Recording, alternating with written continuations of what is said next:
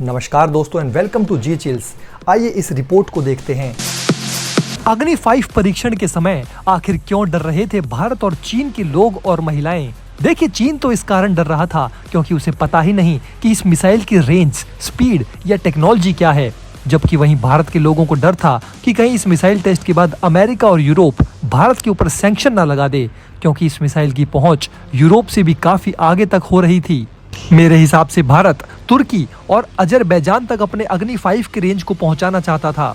इसकी रेंज तकरीबन 6000 किलोमीटर बताई जाती है, लेकिन इससे यूरोप के देश भी नाराज हो सकते थे। लेकिन आजकल में सभी यूक्रेन युद्ध में फंसे हुए हैं और अपने महंगाई को मैनेज कर रहे हैं। आज हम आपको बताएंगे कि अग्नि 5 से जुड़े भारत के महिलाओं का क्या कनेक्शन है। इनके कंट्रीब्यूशन को अक्सर भुला दिया जाता है, उसे जानकर आप सभी चौंक जाएंगे। लेकिन आइए सबसे पहले स्क्रीन पर देखिए इस लेटेस्ट रिपोर्ट को।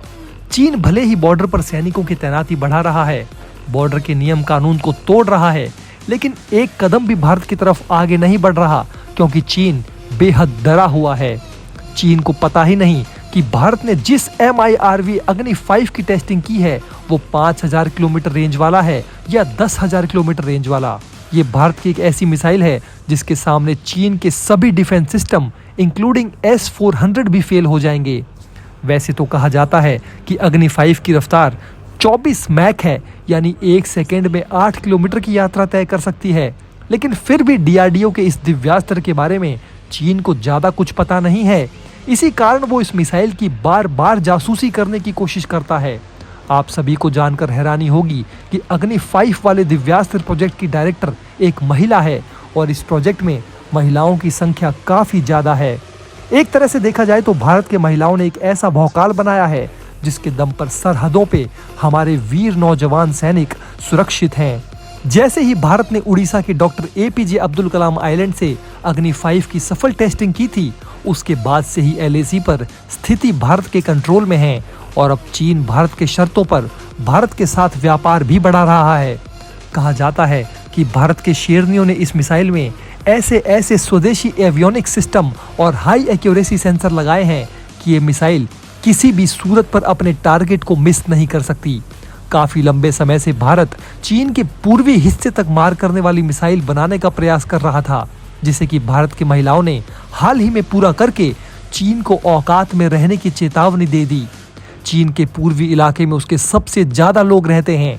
ऐसे में अगर एक बार अग्नि 5 मिसाइल वहां तक पहुंच गई तो समझो चीन का खेल खत्म। उसके सारे फाइनेंशियल सेंटर्स इंक्लूडिंग राजधानी सब खत्म हो जाएंगे। इसी कारण इस ICBM से चीन डरा रहता है और बॉर्डर पर बेहद फूक फूक कर कदम बढ़ाता है।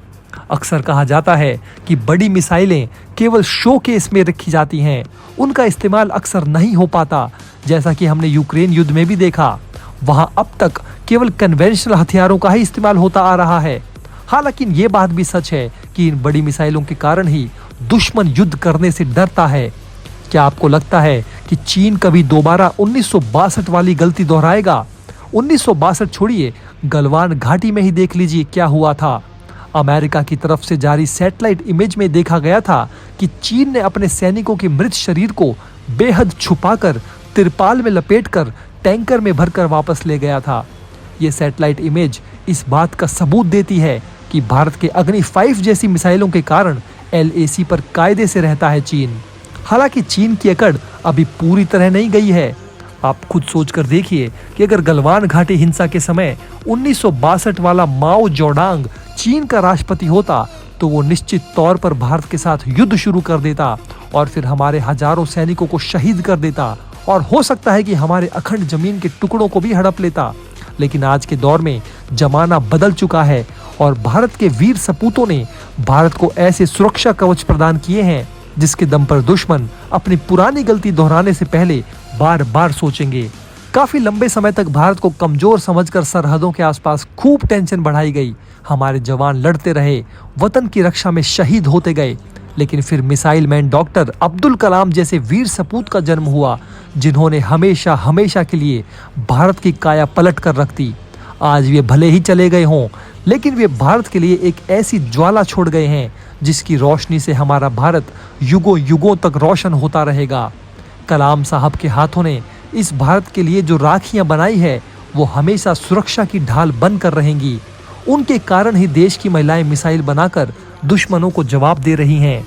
इस देश के कोने कोने में उनकी विरासत बसी है और जब जब देश की सुरक्षा की बात आएगी तब तक कलाम साहब के कारनामे सदियों तक याद आते रहेंगे। दोस्तों, एक बेहद कंट्रोवर्शियल बयान अमेरिका से आ रहा है जिसमें कहा गया है कि इजराइल को गाजा पर परमाणु बम गिराने की इजाजत मिलनी चाहिए।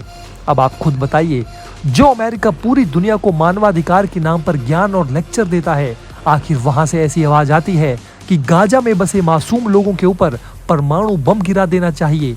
ये कितना सही है, आप हमें नीचे कमेंट बॉक्स में बताइए। वैसे भी ये कोई आम नागरिक नहीं है, बल्कि अमेरिकी संसद के व्यक्ति ऐसा बोल रहे हैं। अमेरिका के Republican senator Lindsey Graham Israel के कट्टर समर्थक माने जाते हैं। उन्होंने राष्ट्रपति जो बाइडेन के उस फैसले की भी आलोचना की जिसमें उन्होंने इजराइल को भेजे जाने वाले 3000 भारी बमों की डिलीवरी रोक दी है। अमेरिकी सांसद ने अमेरिका द्वारा जापान के नागासाकी और हिरोशिमा पर परमाणु बम गिराने का बचाव किया और कहा कि वो एक सही फैसला था। अमेरिकी सांसद ने कहा कि इजराइल को एक यहूदी देश के तौर पर अपने आप को बचाने के लिए वो सब कुछ करना चाहिए जो वो करना चाहता है। एक मीडिया चैनल को दिए इंटरव्यू में लिंडसे ग्राहम ने कहा कि जब हमने एक देश के तौर पर जर्मनी और जापान से लड़ाई में पर्ल हार्बर की तबाही देखी तो हमने इस लड़ाई को खत्म करने के लिए जापान के नागासाकी और हिरोशिमा पर परमाणु बम गिराने का फैसला किया, जो एक सही फैसला था। उन्होंने कहा कि इजराइल को भी गाजा में जारी लड़ाई को खत्म करने के लिए परमाणु बम दिए जाने चाहिए। वे इस लड़ाई को हार नहीं सकते। इजराइल को वो सब कुछ करना चाहिए जिससे वो एक यहूदी देश के तौर पर बचा रहे। उन्होंने कहा कि गाजा में नागरिकों की मौतों के लिए हमास को जिम्मेदार ठहराया जाना चाहिए, क्योंकि हमास ने ही आम नागरिकों को ढाल की तरह इस्तेमाल किया। ग्राहम ने कहा, मुझे लगता है कि गाजा में आम नागरिकों की मौतों को तब तक कम करना संभव नहीं है जब तक हमास अपनी ही जनसंख्या को ढाल की तरह इस्तेमाल करता रहेगा। मैंने कभी भी इतिहास में ऐसी लड़ाई नहीं देखी है जहां आम नागरिकों की जान को खतरे में डाल दिया गया हो। इसके साथ ही अमेरिकी व्हाइट हाउस से एक अच्छी खबर आ रही है। व्हाइट हाउस के खान पान वाले कार्यक्रमों में अब समोसे के बाद पानी पूरी को भी शामिल कर लिया गया है। पिछले साल इसे कम से कम 2 बार परोसा गया है। हाल ही में राष्ट्रपति जो बाइडेन ने रोज गार्डन रिसेप्शन की मेजबानी की। इस दौरान भी गोलगप्पा परोसा गया। इस कार्यक्रम में एशियाई अमेरिकी और कई भारतीय अमेरिकी शामिल थे। व्हाइट हाउस में अब तक केवल समोसे ही परोसे जाते थे, लेकिन अब यहाँ गोलगप्पे की एंट्री भी हो चुकी है। दोस्तों, चलते चलते स्क्रीन पर हम आपके लिए एक बेहद इंपॉर्टेंट सवाल छोड़ जाते हैं। इस विश्लेषण पर आप अपनी राय हमें नीचे कमेंट बॉक्स में लिखकर जरूर बताएं। उम्मीद करते हैं कि आप हमारे इस वीडियो पर कम से कम 200 लाइक देंगे। ऐसे ही ज़्यादा महत्वपूर्ण जानकारी के लिए आप हमारे चैनल जी चिल्स पर भी विजिट कीजिए। धन्यवाद।